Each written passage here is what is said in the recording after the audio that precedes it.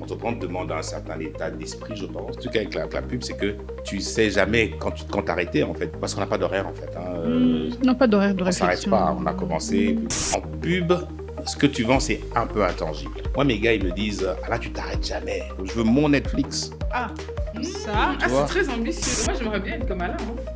Ah, j'aimerais bien. Tu veux de la barbe? Ah non. Moi, je coiffais mes frères. Oh, C'est moi qui coiffais mes frères. Mon grand-père était tailleur, donc il m'a appris à coudre. Le jour où je suis devenu indépendant, je sais pas, je saurais pas faire marche arrière. Il y a comme, et puis il y a juste entreprendre. J'encourage l'entrepreneuriat. Parce que la première chose de l'entrepreneur, c'est quelqu'un qui attend pas, qui commence. Maintenant, est-ce que tout le monde est fait pour entreprendre? Je pense que non. Le Congolais, par défaut, n'attend pas du système. Malheureusement, au Congo, on forme beaucoup de débrouillards. Il y a des gens qui deviennent des débrouillards professionnels.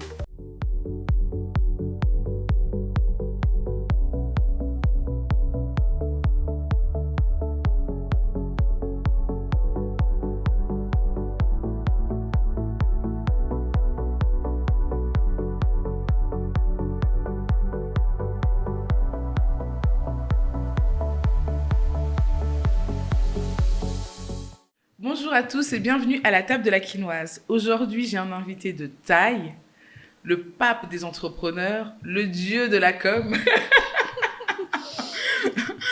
Celui qui est le mentor de beaucoup, sans même peut-être le savoir, parce que beaucoup le regardent et l'admirent, Monsieur Alain Yave. ça va beaucoup. Merci beaucoup d'être avec nous.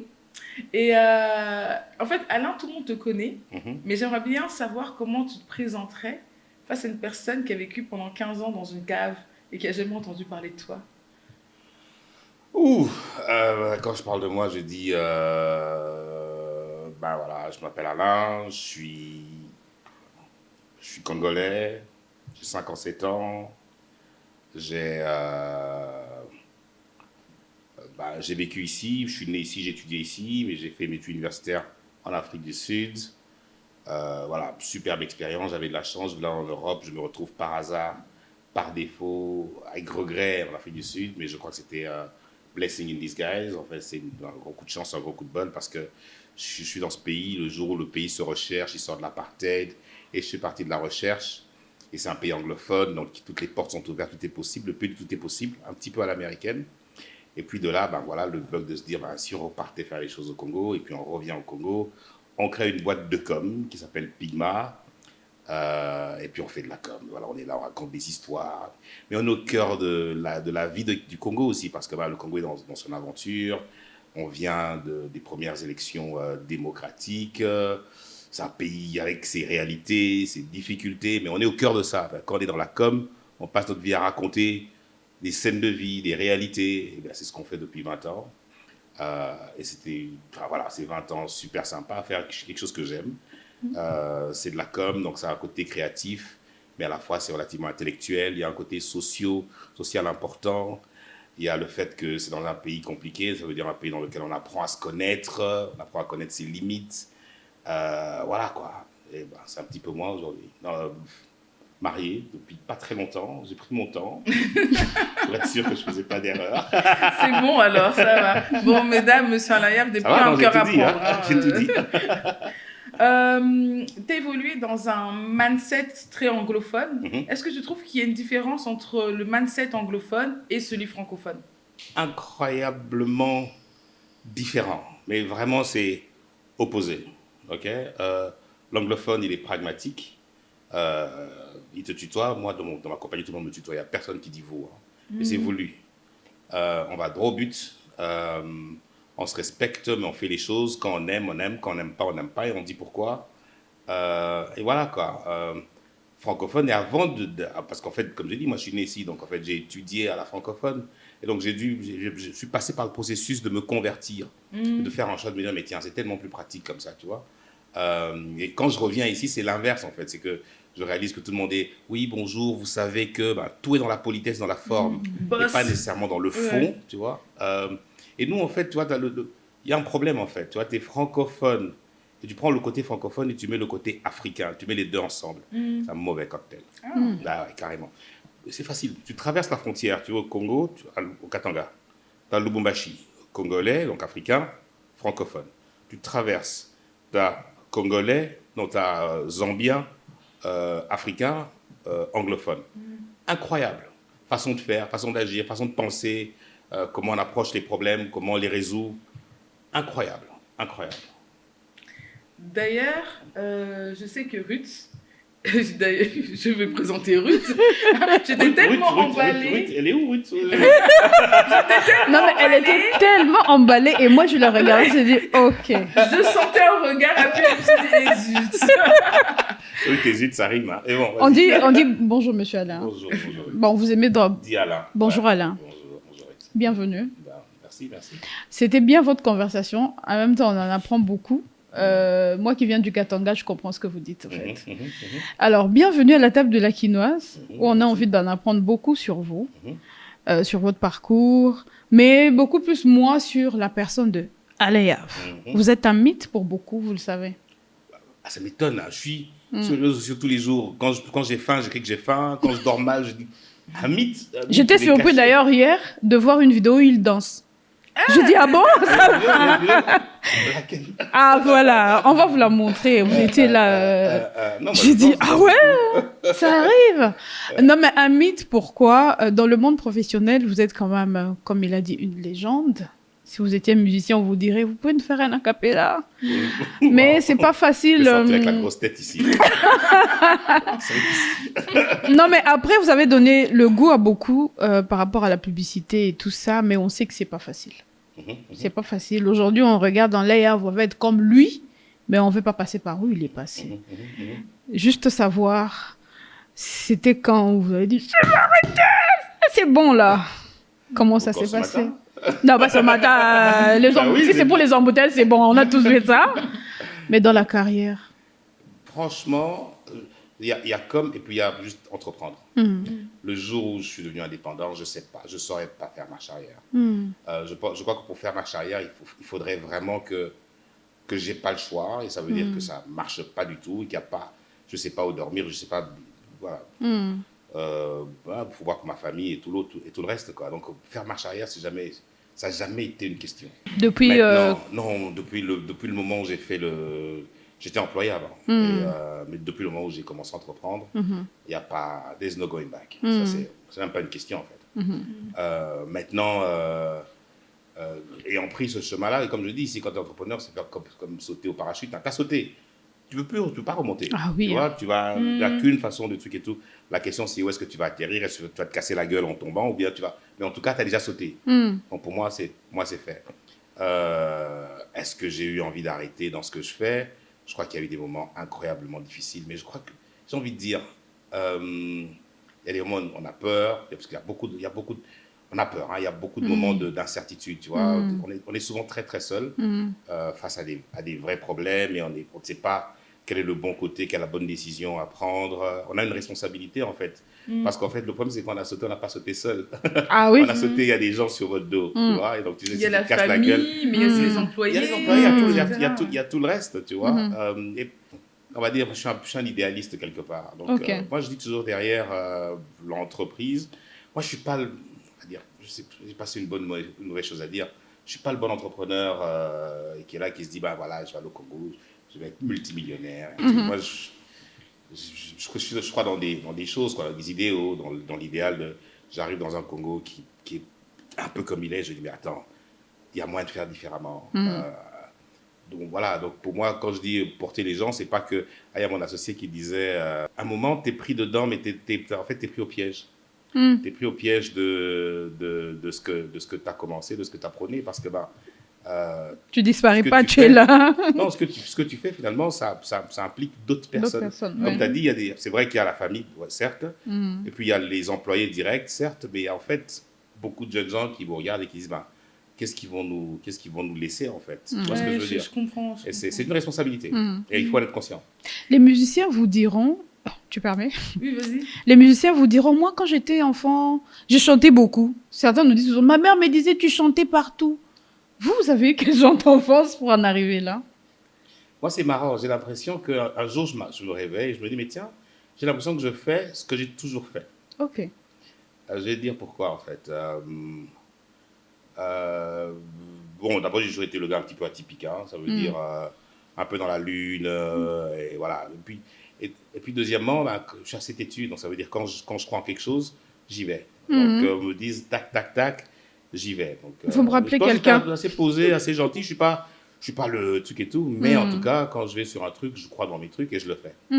Maintenant, à la maison, moi, je coiffais mes frères. Ah oui, donc ça veut dire toute l'époque de, je sais pas moi, Bobby Brown, bon, beaucoup ne connaîtront pas, mais à l'époque des trucs et tout, quand les gens commencent à faire des chœurs, les machins, moi je le faisais.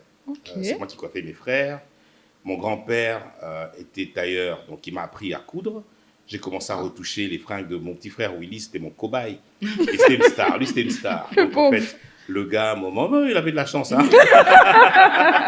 Donc le gars, lorsque la mode, c'était, à un moment, on portait des chemises avec des épaulettes comme ça et tout. Et ben moi, j'ai acheté des trucs, c'est de la mousse. La mousse que j'ai transformée, j'ai mis dans ces chemises. Les pantalons, à un moment, c'était des pantalons à pince. Je changeais les pantalons, que désormais, ce sont des pantalons à pince et tout. J'ai fait tout ça et je coiffais tous les habits de mes frères et tout. Et ça, c'est l'enfance. Tu étais déjà atypique et original, en fait. Et puis déjà un peu créatif, on va dire. Ouais. Et c'est pas l'époque où tu avais YouTube, où tu regardais l'histoire de Zuckerberg, pas du tout. Rien du tout. Tu vois, donc c'était juste parce que j'aimais faire, donc je créais. Et C'était je réalise en fait, en toi, en fait. je réalise que je créais. Okay. Je créais des jeux, je créais de façon de faire les choses. Lorsque je suis au Moamba, parce que là que j'ai fait mes humanités, parlons personnel, voilà. Moamba, primaire humanité, l'époque du Smurf. Oui, je danse. Mais j'étais mauvais danseur et mon frère était une superstar. J'étais mauvais danseur, mais en fait, dans le groupe de danse de l'école, c'est moi le lead en fait. C'est moi le chorégraphe, c'est moi qui truc et tout. Lorsqu'il faut organiser des fêtes, lorsque vous avez 15 ans, 16 ans, et qu'il faut faire des fêtes, c'est toujours moi qui prenais un peu le lead. Mais si on faisait une fête, mais si on le mettait à tel endroit, oui, mais si...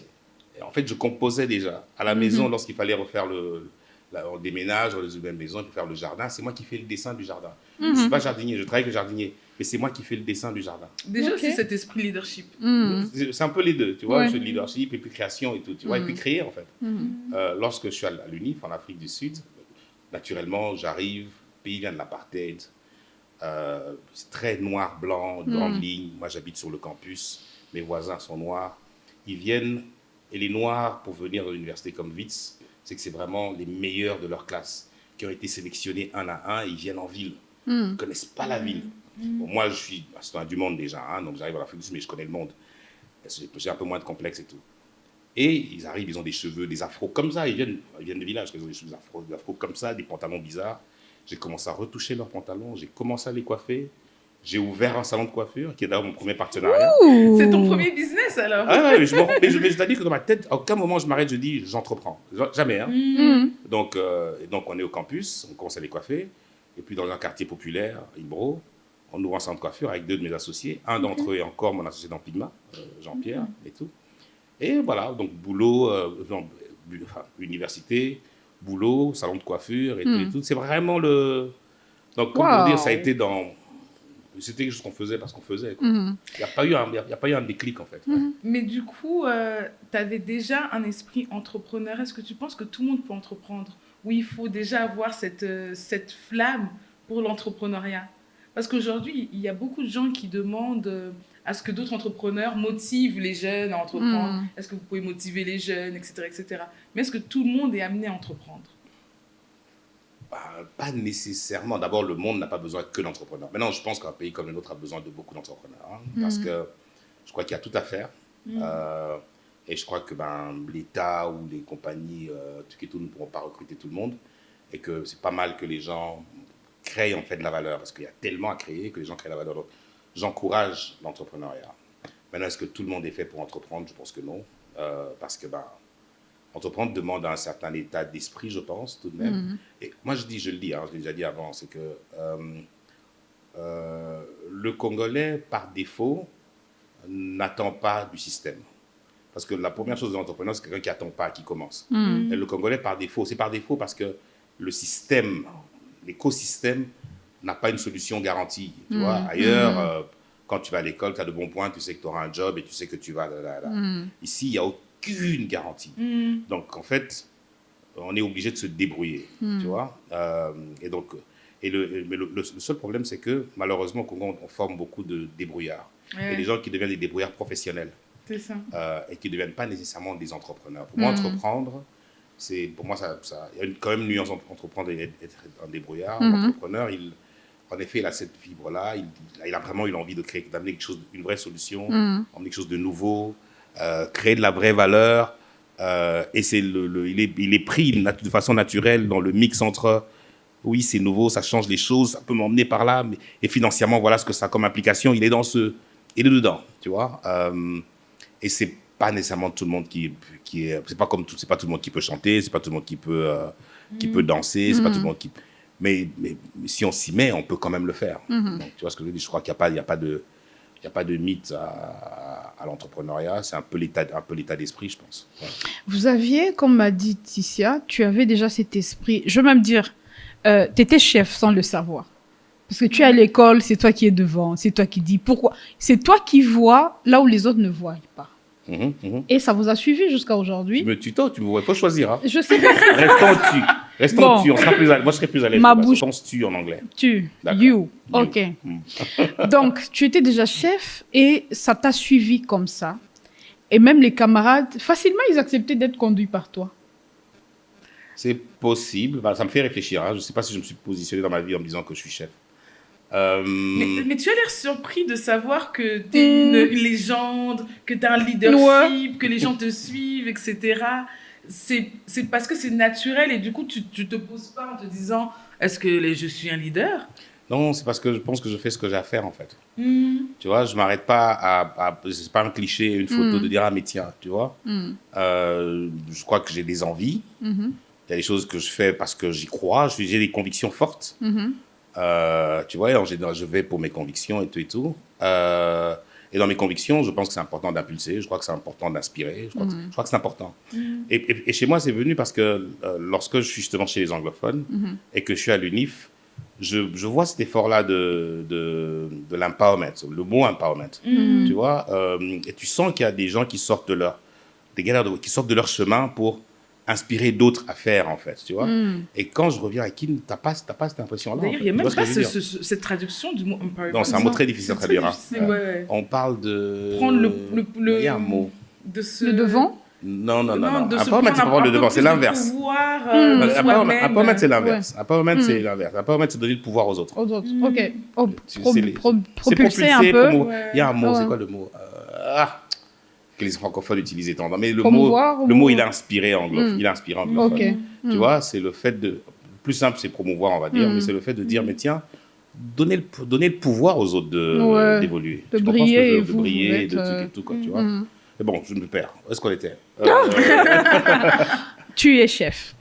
En parlant de promouvoir et tout, je suis tombée sur une de tes interviews que tu as faites et où on disait que tu as inspiré beaucoup. Certains sont devenus dans des politiciens, certains sont encore dans la pub, mais on reste un peu dans la pub parce que j'en connais beaucoup que tu as inspiré, je ne les citerai pas ici. Et marié à un publicitaire, je peux dire que votre vie est quand même bizarre. Hein? Quand même. Bizarre parce que des fois, on a l'impression que vous passez à côté de certaines choses. C'est vrai. Hein? Comme quoi? Parce que du coup, moi, je suis même mariée avec un publicitaire. Tu vois, on est tous curieux, là. tu es face à un publicitaire, il réfléchit à tout moment. Il crée dans sa tête. Pendant que vous parlez avec lui, il est sur un projet qui n'avait pas fini. Ça s'arrête jamais, c'est vrai. Qu'est-ce qui se passe dans votre tête? J'ai envie de comprendre. Comment... Est-ce que c'est le publicitaire ou c'est l'entrepreneur? Je crois les deux un petit peu. Oui, là, je pense qu'ils se sont croisés. C'est dans un même corps. En fait, ma question, elle sera plus directe. Un publicitaire qui est aussi un entrepreneur, parce que tu l'es, quelles sont les difficultés qu'il rencontre dans la vie sociale, dans la vie de chaque jour? Ok. Difficultés qui sont uniques au fait qu'on est publicitaire. Peut-être les horaires. Parce qu'on n'a pas d'horaire, en fait. Non, pas d'horaire de réflexion. On ne s'arrête pas. On a commencé. En fait, le point, c'est que dans la com, en général, un gars qui te vend des briques, hein, c'est combien de briques, c'est combien ça pèse, elles sont de bonne qualité, c'est du bon ciment. Combien il doit te livrer 1000 briques? Il a livré 1000 briques. À 18 heures, il a livré 1000 briques, tu l'as fait. Là, si tu avais vendu 1000 et qu'il t'a livré 750, tu sais qu'il te donne 250. En pub, ce que tu vends, c'est un peu intangible. Tu vois, à quel moment est-ce que tu es sûr que c'est la bonne recette et que ça va marcher et que c'est bien ou que c'est pas assez bien et en fait, et comme pendant même ton processus de création, de trouver l'idée, de génération d'idées, tu n'es jamais sûr que c'est ça, que c'est pas ça. Tu as peur de rater. Tu es dans une attitude totale. Hein, tu as peur de rater la bonne idée qui peut faire le... Moi, mes gars, ils me disent, ah là, tu t'arrêtes jamais. Tu vois?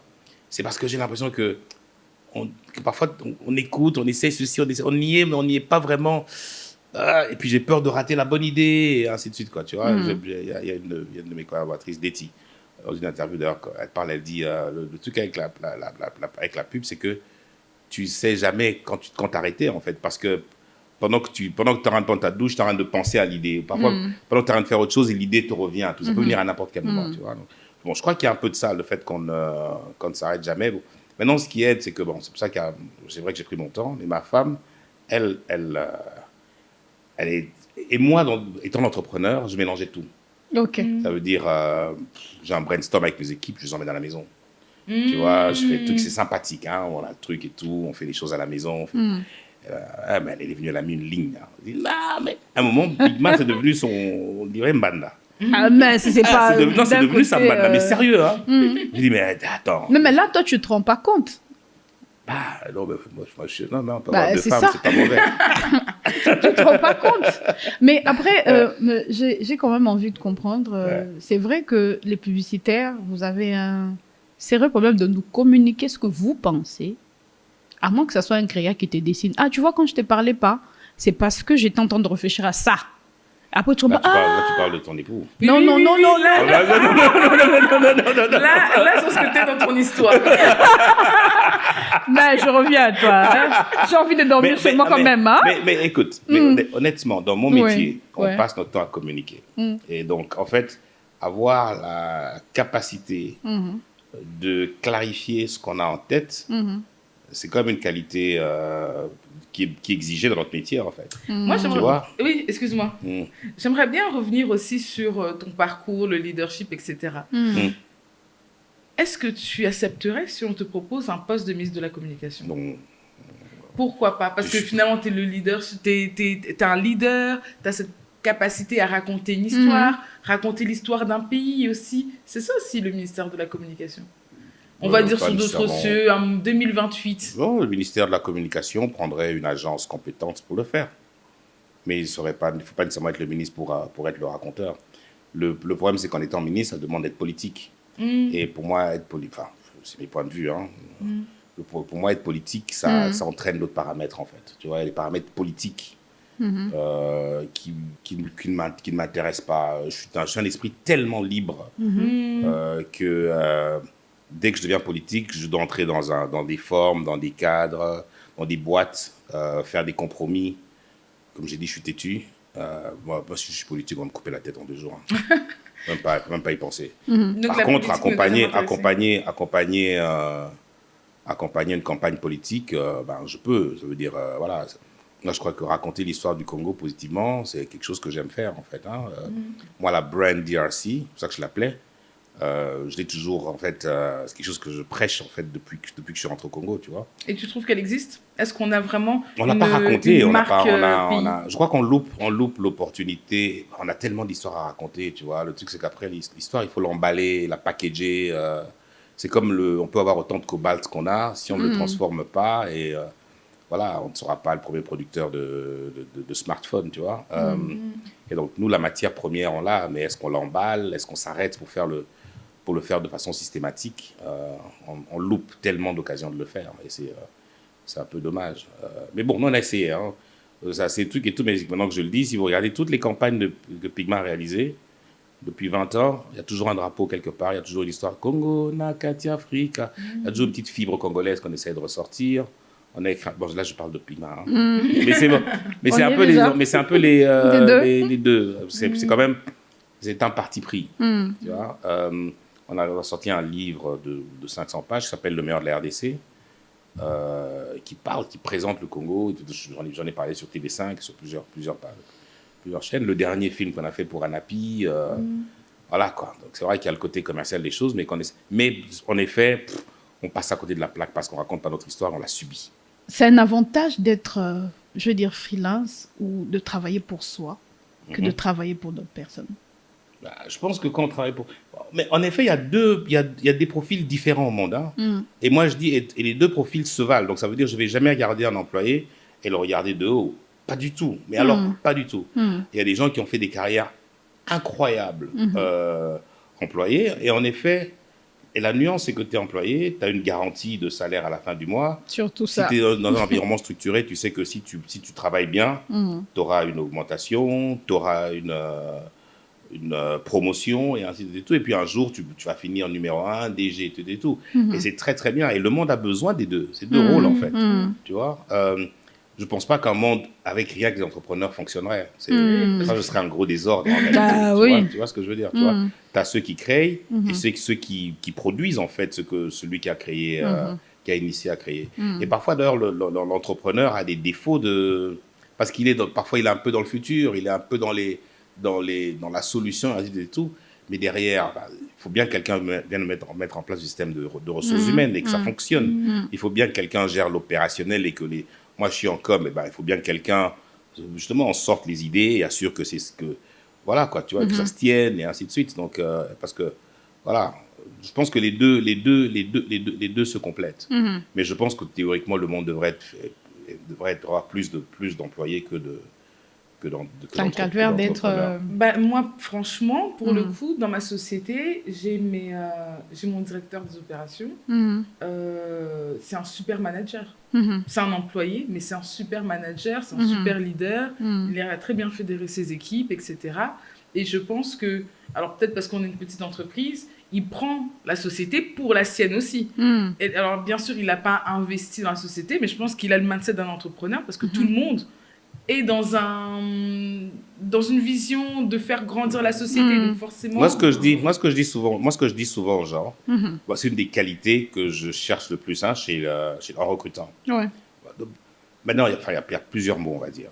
Moi, je veux une entreprise de leader. OK. Le leader, c'est pas toujours le gars qui est au-dessus de la pyramide. Le leader, c'est celui qui, dans son espace, fait exactement ce qu'on vient de dire. Ça veut dire, il dit, mais voilà, dans cet espace, comment je peux l'améliorer, comment je peux faire qu'il soit mieux, et si je dois le faire, qu'est-ce que ça demande? Et puis, il prend les éléments derrière, il tire. Alors, si chacun de nous tire un peu plus que son espace, à la fin, on a quelque chose d'immense. Tu vois? Et donc, ça, c'est déjà un état d'esprit de base. Okay, un deuxième truc que je dis souvent aux gens, donc je parle de leadership, un deuxième truc que je dis, c'est, en effet, je demande aux gens d'avoir un mindset d'entrepreneur dans leur projet. Tu comprends? Dans la forme, oui, il est rémunéré parce qu'il a couché ceci, mais de manière pratique, réelle, il se comporte comme l'entrepreneur de son projet. Et je vais plus loin, je demande aux gens d'être entrepreneurs. Et en fait, si on ne le fait pas, on est nul. Je demande aux gens d'être entrepreneurs de leur vie. Mais c'est ce qu'on fait, par défaut. Oui. Par défaut. Tu comprends? Ça veut dire que tu arrives, tu dis, écoute, voilà, il faut qu'un jour je termine mes études, je veux étudier dans telle école ou celle-là, ou je veux tel job mais pas ce job-là, je veux une promotion, par conséquent. Et pour toi-même, en fait, c'est pas parce que ton boss demande ou parce que tu es tout, c'est parce que tu dis, mais pour progresser, il faut que je fasse ça. Tu t'entreprends. Et tu prends des risques. C'est un état, tu prends des risques pour et tout. Et c'est ça, c'est un état d'esprit, en fait, tu vois.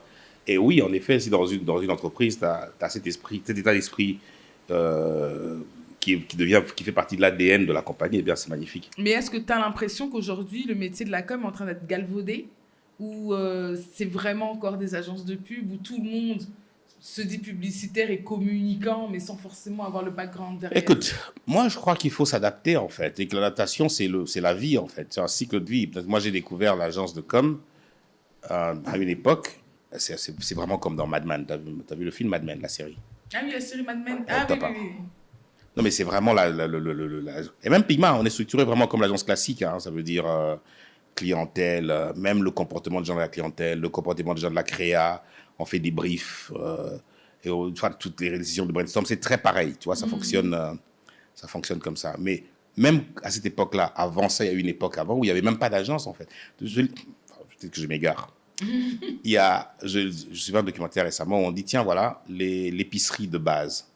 À la base, l'épicerie, aux États-Unis, l'épicerie, c'était, tu avais un épicier qui était là, les gens, il avait tout son étalage derrière et tout, et les gens venaient et disaient, ah, tiens, moi, je veux du café.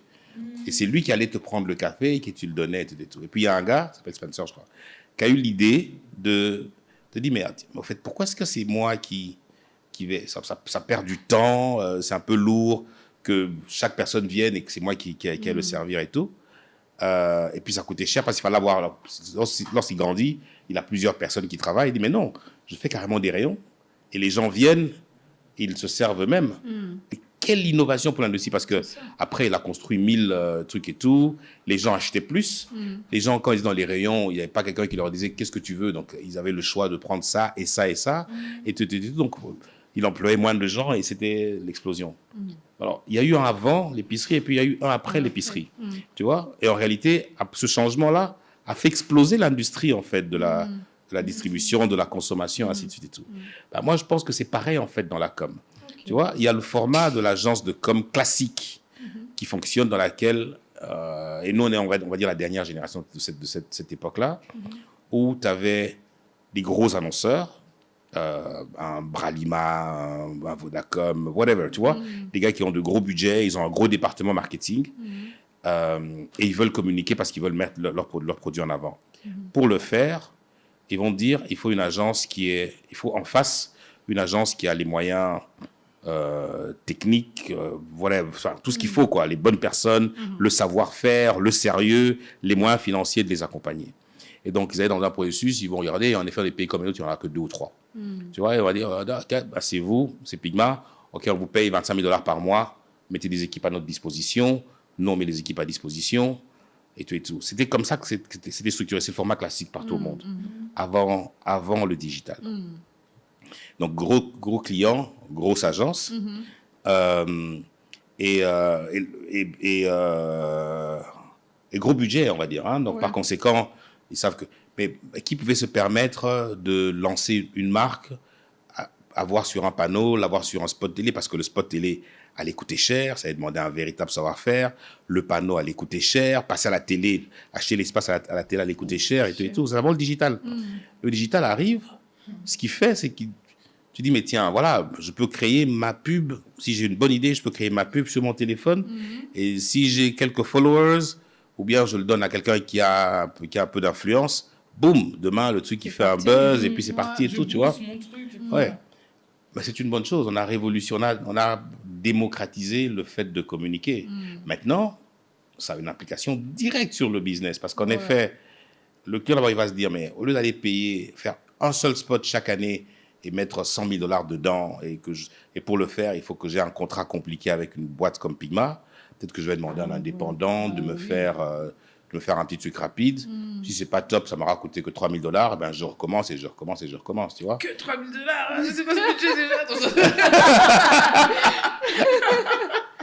Tu vois, mais c'est un peu la dynamique. Mais je pense que les agences doivent réaliser que l'ancien modèle est mort. Je pense que en face, les avantages dedans d'abord, c'est que ma femme qui vend des accessoires, il y a 2 ans, il y a 15 ans, elle aurait été incapable de lancer une campagne de com.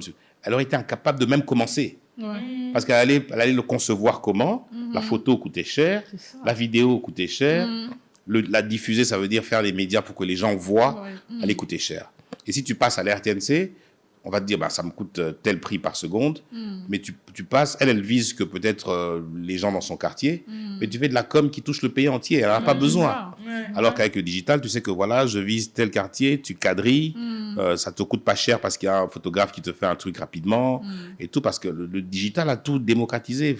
Filmer n'est plus cher, photographier n'est plus cher, et diffuser n'est plus cher, tu vois. Donc c'est positif. Donc nous, on doit juste... s'adapter à ça, on doit, voilà, c'est un peu ça la réponse, quoi. Un jeune qui aimerait se lancer dans votre métier, vous le conseillez d'être marié avant ou après? Ouais, je pense après. Bon, même chez nous, beaucoup se marient en retard, hein. Ouais. Beaucoup se marient en retard. Mais je pense, je sais pas s'il y a une formule, j'ai pas pensé. Comme ça, je dis à chaud. Moi, dans mon cas, peut-être pour entreprendre, peut-être que j'aurais pris un chemin différent. si je m'étais marié plus tôt. Je pense que j'aurais eu plus peur du risque, j'aurais truc et tout. Maintenant que ce soit la com ou autre chose, pour moi, c'est pareil. Mais je pense que le goût du risque lorsqu'on est marié et qu'on a déjà des responsabilités directes, c'est différent quand on est seul, quoi. Il y a certaines choses que j'aurais fait avant que je n'ose plus faire, quoi. Le stress, tu rentres, il a l'air d'être fatigué, voilà. Voilà, Non, mais je pense qu'il y a des risques aussi, effectivement. Quand tu es célibataire, tu es un peu plus... le goût de l'aventure. Aventureux, voilà, c'est ça. Aventureux sans forcément dire un aventurier. Hein. Donc, aventureux, alors que quand tu es avec quelqu'un, quand tu risques ton entreprise, tu l'emportes avec toi. Tu l'emportes avec lui. Si tu as des dettes, vous avez des dettes ensemble. Quand tu es seul, tu as des dettes. Quoi. Mais maintenant, le Alain qui était jeune, qui coupait les cheveux de ses frères, etc., s'il voit le Alain de maintenant, est-ce qu'il serait fier du monsieur qu'il est devenu?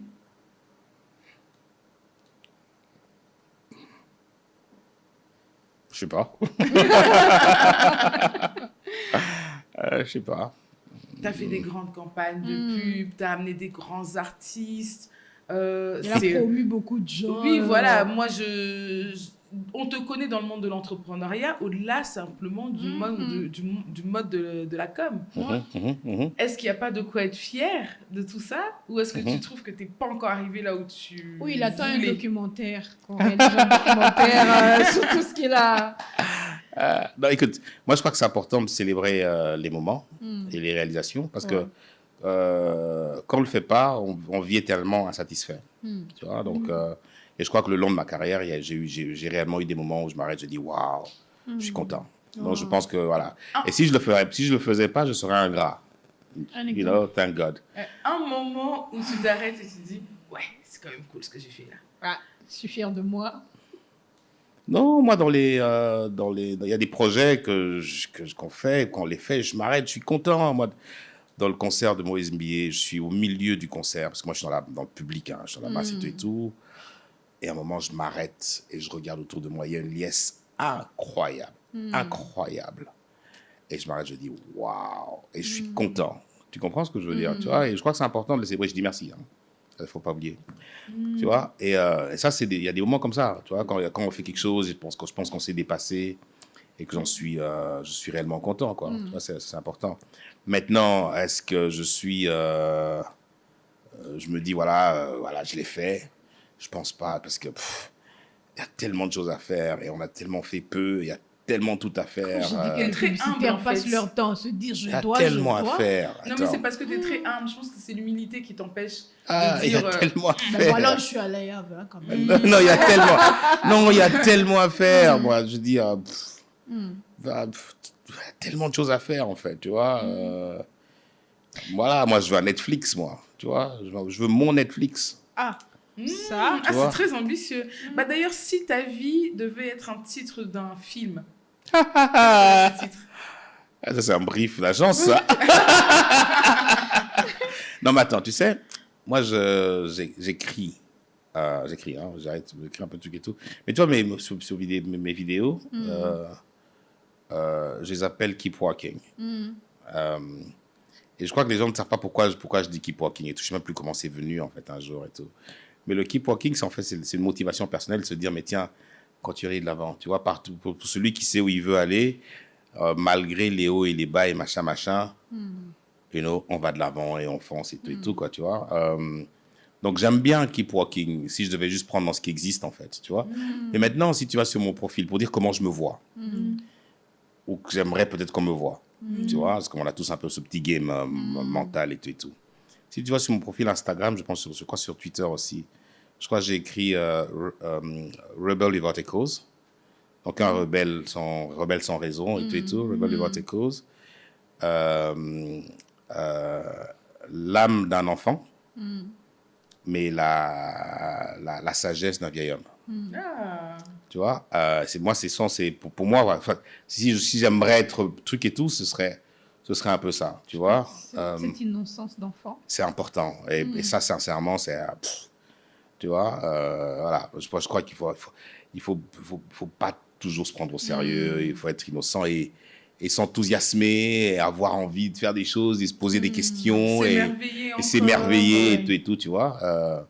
C'est important. Et je pense que, tu vois, j'ai des expériences, j'ai de l'âge, de l'expérience technique, expérience humaine, et tout par mon parcours, et ainsi de suite, et tout. Et j'espère que j'en tire un peu de sagesse, tu vois, un petit peu ça. Et puis, Rebel Without a Cause, parce que j'ai toujours été rebelle. J'ai toujours voulu créer mon propre chemin.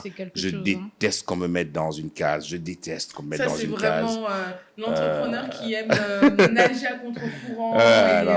Mais juste la case, là. Boum. C'est peut-être pour ça que je ne porte pas de cravate. Pour ça que... Il y a des choses que j'ai... C'est pour ça que je dis Without a Cause. Parce qu'il n'y a pas eu de raison réelle pour, tu vois. Moi, je suis toujours en retard. J'étais à l'heure aujourd'hui. Hein. Ça va. Non, j'étais vraiment à l'heure. À moins 10, j'étais en bas, en fait, mais je ne savais pas où aller. Tu vois, et je pense qu'au fond de moi, je me suis posé la question, la raison pour laquelle j'étais toujours en retard, même à l'école, c'est que je détestais le fait qu'on m'impose le fait d'arriver à tel moment. Ah, c'est marrant. Mais je me reconnais beaucoup en ce qu'il dit là. Là, franchement, on fait une émission, je suis très silencieuse. Je ne sais pas si tu remarques. Je suis très silencieuse parce que je me reconnais beaucoup en ce qu'il dit. Ouais. Moi, c'était dans les stages. Dès que j'ai commencé mes stages professionnels, j'ai su que je voulais être entrepreneur. Je savais que c'était impossible pour moi que ça soit ma vie, d'être employée. Maintenant, il y a le côté où on voit Alain, on voit Ticia. Et puis, il y a le côté qu'on ne voit pas. Si aujourd'hui, il y a beaucoup de gens qui peuvent... Ah, j'aimerais bien être comme Ticia. Ça, c'est ce que tu vois. J'aimerais bien être comme Alain. Ça, c'est ce que je veux que tu vois. C'est pour ça que j'ai commencé en disant, voilà comment je veux qu'on me... Enfin, comme ça que je pense que je me projette. Maintenant, ce que je suis réellement, honnêtement, je ne sais pas, il faut demander à ma femme peut-être. Elle sera biaisée. S'il y a un jeune qui est dans l'entrepreneuriat, mais aussi qui a associé la branche com et tout, c'est quoi le conseil précieux que vous lui donnerez? Non, écoute, pour moi, le conseil, en fait, est assez général. Moi, le conseil sur les choses fondamentales de la vie, en fait. Le travail. Voilà, quoi. Travailler. Pour moi, travailler, c'est créer. Et créer, c'est, pour moi, limite, c'est spirituel, en fait. Parce que la satisfaction du travail, et quand tu as bien fait quelque chose, il n'y a personne qui peut te le prendre. Hein. C'est bien fait. Je ne sais pas pourquoi ça fait si plaisir, en fait, d'avoir bien fait les choses. Tu comprends? Il y a ça. Je crois qu'humilité, parce que je crois que les gens se prennent la tête. Et je pense que dès qu'on se prend la tête, en fait, on freine. On se freine parce que on fait les choses avec des filtres qui ne sont pas réels. Tu vois, moi, je demande aux parents d'aider leurs enfants à se connaître. Tu vois, parce que je crois que quand tu te connectes, tu es bien dans ta peau. Il n'y a pas de limite. Non, les hauts et les bas, que ce soit financier ou pas, ou que ce soit que tu aies réussi ou que tu as raté un truc, ça ne dit pas que tu es un échec. Tu as échoué le truc, mais tu n'es pas un raté. Tu comprends? Ça marche bien, voilà, tu viens de faire une bonne affaire, tu as plein d'argent, et tu peux te permettre des vacances et tout, tant mieux. Mais bon, ça ne marche pas super bien, et tu es serré. Voilà, les hauts, les bas, je les connais. Hein. Avant, pendant Pigma, je les connais. Des moments où je ne sais pas comment je vais te payer les salaires et c'est compliqué. Tu comprends ce que je veux dire? Et si tu n'as pas payé les salaires, les loyers deviennent compliqués, tu prends des arriérés, des trucs comme ça, et tout, tu vois. Mais je crois qu'à aucun moment, à travers ces hauts et ces bas-là, je remets en question qui je suis et c'est pour ça que quand ça va, je monte pas, je change pas de personnalité et quand ça descend, je change pas de personnalité. Je dis ça va. Et on sent l'amour de ce que vous faites, hein, même si vous ne le dites pas. Je crois qu'il faut aimer. Je crois qu'il faut aimer. Je crois qu'il faut aimer ce qu'on fait. Je crois que ça fait du bien d'aimer ce qu'on fait parce qu'on mesure pas en fait après. Ça me rappelle Ticia ce que tu viens de dire. Ah bon? Ah bon? Mais moi j'aimerais bien être comme Alain. Hein. Ah, j'aimerais bien. Tu veux de la barbe? Ah non! Mais après, je vais reposer quand même la question à Ticia. C'est très rare que je lui pose la question quand il y a un invité. Mais de tout ce qu'Alain a dit, moi j'ai beaucoup appris. Qu'est-ce que toi tu pourrais dire? Ah, maintenant je suis à la barre. On the spot. Qu'est-ce que tu pourrais rajouter de tout ce qu'il a dit? Du coup, j'ai beaucoup appris sur se connaître, l'esprit créatif, J'ai beaucoup apprécié ton humilité aussi. Parce qu'on pourrait avoir la grosse tête. Moi, je me souviens, enfin, ce matin même, j'étais avec un client qui, en me voyant, m'a dit la reine du café. J'étais là. J'aimerais bien avoir son humilité, tu vois. C'est un travail de moyenne quand même. Alors que j'ai que 5 ans d'expérience. Pourquoi tu vois, j'aimerais bien avoir ça. Et je pense que c'est quand on a tout ça que justement on peut aller loin. Et quand au Congo, on a une entreprise qui a duré 20 ans, je pense que là, on peut vraiment être fier. Et moi, je pense que le petit Alain qui coupait les cheveux de ses frères doit forcément être fier. Parce que en plus, Pigma me semble être une entreprise qui va même te survivre. Si demain, tu es à la retraite, Pigma va rester là. C'est pas une entreprise qui va disparaître, comme beaucoup d'entreprises, on a vu au Congo, quand la personne n'est plus, l'entreprise n'est plus. Et ça, je trouve, ça veut dire que tu laisses vraiment le mot m'échappe. Legacy. Legacy, ouais. Et ça, peut-être qu'il ne se rend pas compte, c'est que l'héritage qu'il laisse, ce n'est pas seulement dans les faits, c'est dans la tête, mais il y a plusieurs petits Alain Yav que tu ne connais pas, qui aujourd'hui se dit je veux réussir. Pourquoi? Parce qu'il a vu Pigma réussir. Il n'est peut-être pas au courant des défis que Pigma a eu à relever, mais la satisfaction de voir qu'Alain a réussi, je veux aussi réussir. Ouais, ça motive. Et pour ça, je pense que tu peux être fier. On va applaudir. Et c'est là que je pleurais. Et c'est là où on va vous quitter aussi. Voilà, franchement, merci d'être venu. C'était agréable. C'était super agréable. Je pense qu'on va te réinviter aussi. Hein, ça ne te dérange pas. Mais tu viendras avec madame. Moi, je vais laisser ma place. Comme ça, vous, je suis va régler ses comptes. Elle est extrêmement bavarde, sauf devant la caméra. Sauf devant... Non, mais t'en fais pas. On va la mettre à l'aise. Elle va boire un petit verre de la quinoa avec un peu de rhum. Ça fait connaître la femme d'Alain Yav. Ah, elle aurait des choses à dire. Mais merci en tous les cas d'être venu. Ouais, c'est un plaisir. À vous, on vous dit à bientôt. Et dans le prochain numéro de À la table de la quinoise, toujours avec des entrepreneurs que vous découvrirez en tant que personne, au-delà du statut de boss.